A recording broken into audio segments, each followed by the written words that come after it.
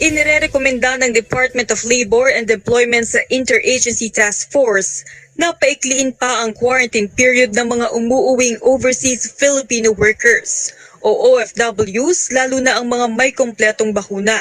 Ito ang inihayag ni Labor Secretary Silvestre Bello III. Hindi sila yung pamilya nila.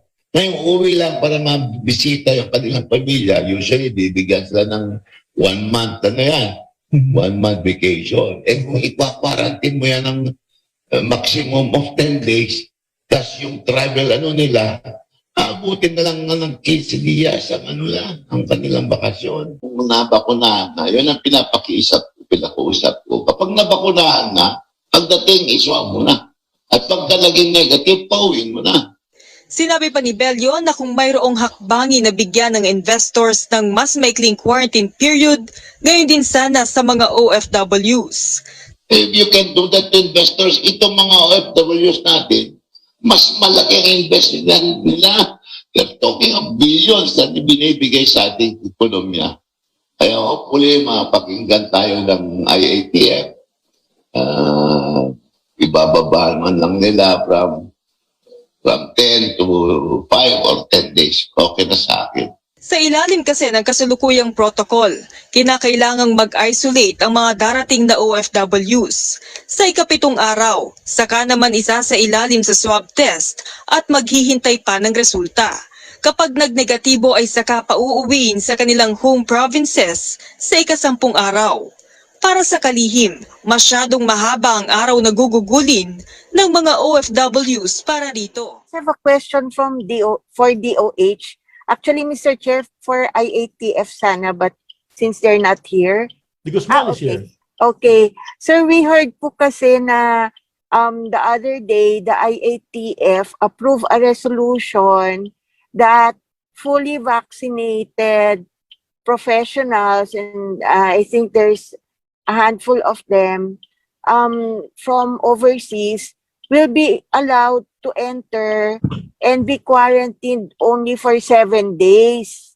So we were wondering, bakit po yung fully vaccinated naman na OFWs cannot avail of the same shortened quarantine period, considering po, pag emergency leave, usually 14 to 15 days lang yung nag-grant. So kung 10 days nasa quarantine sila, that really leaves them parang 2 days na lang to spend with the family kasi the other 2 days, biyahe na yon to the province and then to the airport.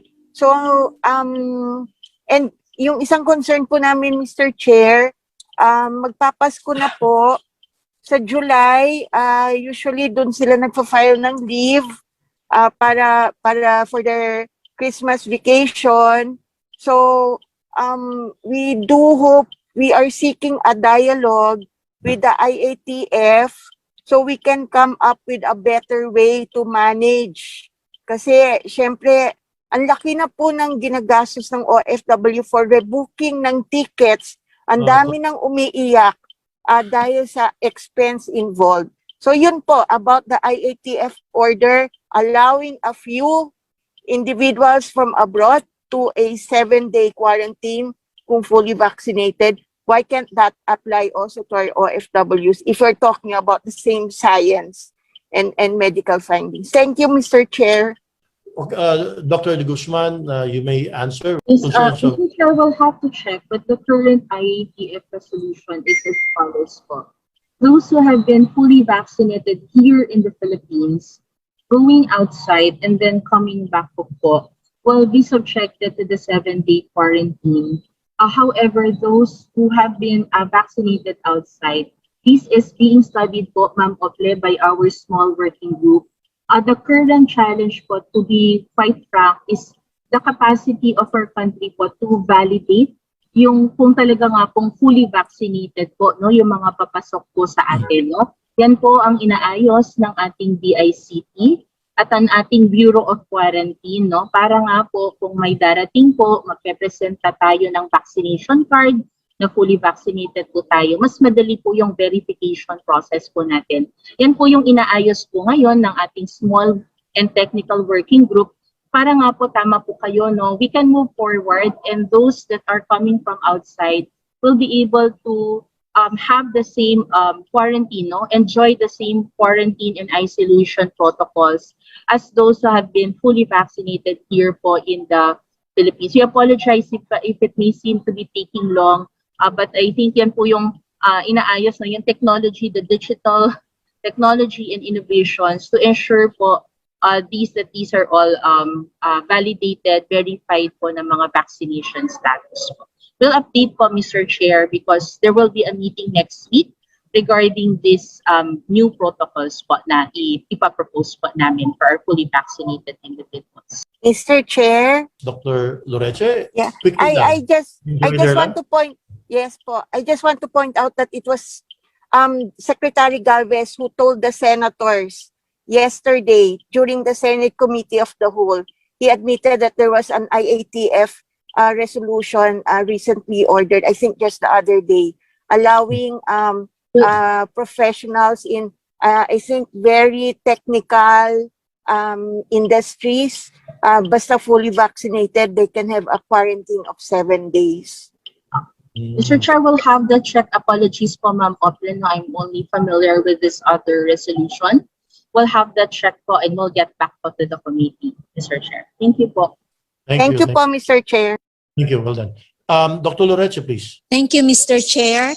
As a matter of fact, one of the provisions that we have in our protocols for OFWs and even returning overseas Filipinos is actually for those that are fully vaccinated. We have our guidances wherein it says there that they present their certification for their vaccination. Number 2, or their vaccination cards. There were provisions there for fully vaccinated.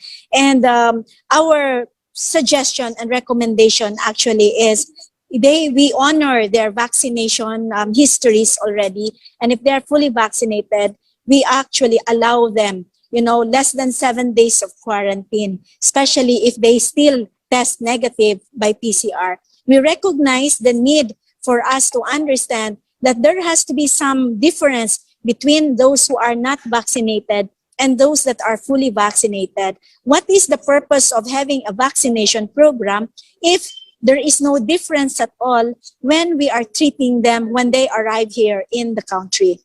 Thank you, Mr. Chair. Oh, yun lang. Don't take it personally. Pero DOH, but it seems to me that there are some lapses there, communication otherwise or protocol in handling this one. It have been done actually going to Cebu and then you make a critique, you make a critique and you go to Cebu. Something to that effect. So let us proceed. ComSec, who's next in line? Thank you, Dr.